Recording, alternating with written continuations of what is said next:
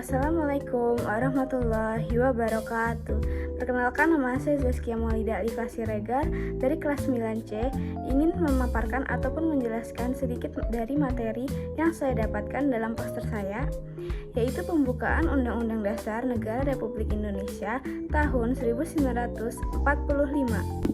Pada materi pertama, yaitu apa saja sih makna dalam alinea pembukaan Undang-Undang Dasar Negara Republik Indonesia tahun 1945. Dalam alinea pertama, pembukaan Undang-Undang Negara Republik Indonesia tahun 1945 menjelaskan pernyataan kemerdekaan sebagai hak bagi semua bangsa di dunia. Karena kemerdekaan merupakan hak asasi sebuah bangsa yang bersifat universal.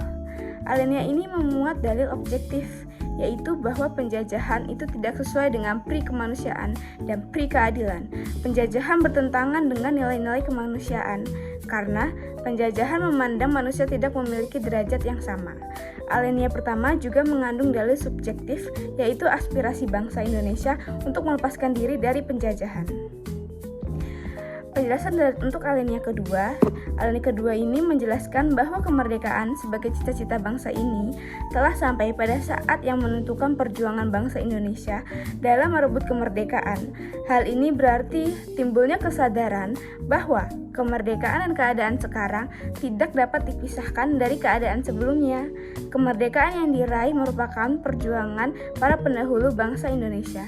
Mereka telah berjuang dengan keras dengan mengorbankan jiwa dan raga mereka demi kemerdekaan bangsa dan negara. Alinea ketiga. Dalam alinea ketiga ini menjelaskan bahwa kemerdekaan yang dicapai oleh bangsa Indonesia adalah rahmat dan anugerah Tuhan yang Maha Kuasa. Hal ini merupakan motivasi spiritual, perwujudan sikap dan keyakinan bangsa Indonesia terhadap Tuhan yang Maha Esa. Melalui alinea ketiga ini, bangsa Indonesia menyadari bahwa tanpa adanya rahmat Tuhan yang Maha Kuasa, maka bangsa Indonesia tidak akan merdeka. Kemerdekaan yang dicapai tidak semata-mata hasil jerih payah perjuangan bangsa Indonesia, tetapi atas kuasa Tuhan yang Maha Esa. Alinea ketiga ini memuat motivasi real dan material, yaitu keinginan luhur bangsa supaya berkehidupan yang bebas. Kemerdekaan merupakan keinginan dan tekad seluruh bangsa Indonesia untuk menjadi bangsa yang merdeka. Rasa syukur bangsa Indonesia atas karunia-Nya dan keyakinan akan kekuasaan Tuhan yang Maha Esa dalam memperoleh kemerdekaan menjadi kekuatan yang menggerakkan bangsa Indonesia. Persenjataan yang sederhana dan tradisional tidak menjadi halangan untuk berani melawan para penjajah yang memiliki senjata lebih modern. Para pejuang bangsa yakin bahwa Tuhan yang Maha Kuasa akan memberikan bantuan kepada umatnya yang berjuang melawan penjajahan. Penjelasan untuk alinea keempat, yaitu negara Indonesia yang dibentuk memiliki tujuan negara yang hendak diwujudkan, yaitu melindungi segenap bangsa Indonesia dan seluruh tumpah darah Indonesia, memajukan kesejahteraan umum, mencerdaskan kehidupan bangsa, serta melaksanakan ketertiban dunia yang berdasarkan kemerdekaan, perdamaian abadi, dan keadilan sosial. Keempat tujuan negara tersebut merupakan arah perjuangan bangsa Indonesia setelah merdeka. Kemerdekaan yang telah dicapai harus diisi dengan pembangunan di segala bidang untuk mewujudkan tujuan cita-cita negara. Dengan demikian, secara bertahap terwujud cita-cita nasional, yaitu negara yang merdeka, bersatu, berdaulat, adil dan makmur. Pembukaan Undang-Undang Negara Republik Indonesia tahun 1945 menghendaki diadakannya Undang-Undang Dasar. Maksud Undang-Undang Dasar di sini yaitu batang tubuh atau pasal-pasal. Pemerintahan diselenggarakan berdasarkan Undang-Undang Dasar, tidak atas dasar kekuasaan belaka. Segala sesuatu harus berdasarkan hukum yang berlaku. Setiap warga negara wajib menjunjung tinggi hukum. Artinya, setiap warga negara wajib menaati hukum yang berlaku. Alinea keempat ini juga memuat prinsip bentuk negara, yaitu susunan negara Republik Indonesia ini yang berkedaulatan rakyat. Republik merupakan bentuk pemerintahan yang pemerintahnya dipilih oleh rakyat, berbeda dengan bentuk kerajaan yang pemerintahnya sebagian bersifat turun-temurun. Yang kedua adalah hakikat pokok-pokok pikiran pembukaan Undang-Undang Dasar Negara Republik Indonesia tahun 1945. Selain mempunyai makna yang sangat mendalam, pembukaan Undang-Undang Dasar Negara Republik Indonesia tahun 1945 juga mengandung pokok-pokok pikiran. Pokok-pokok pikiran tersebut menggambarkan suasana kebatinan dari Undang-Undang Dasar Negara Republik Indonesia tahun 1945 serta mewujudkan cita hukum yang melandasi hukum dasar negara baik yang tertulis maupun yang tidak tertulis. Pokok-pokok pikiran tersebut diantaranya sebagai berikut. A.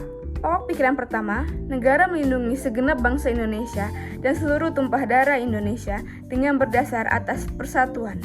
Pokok pikiran ini menegaskan bahwa dalam pembukaan Undang-Undang Dasar Negara Republik Indonesia tahun 1945 diterima aliran negara persatuan, negara yang melindungi dan meliputi segenap bangsa dari seluruh wilayahnya. Dengan demikian, negara mengatasi segala macam paham pembukaan Undang-Undang Dasar dan paham individualistis maupun golongan.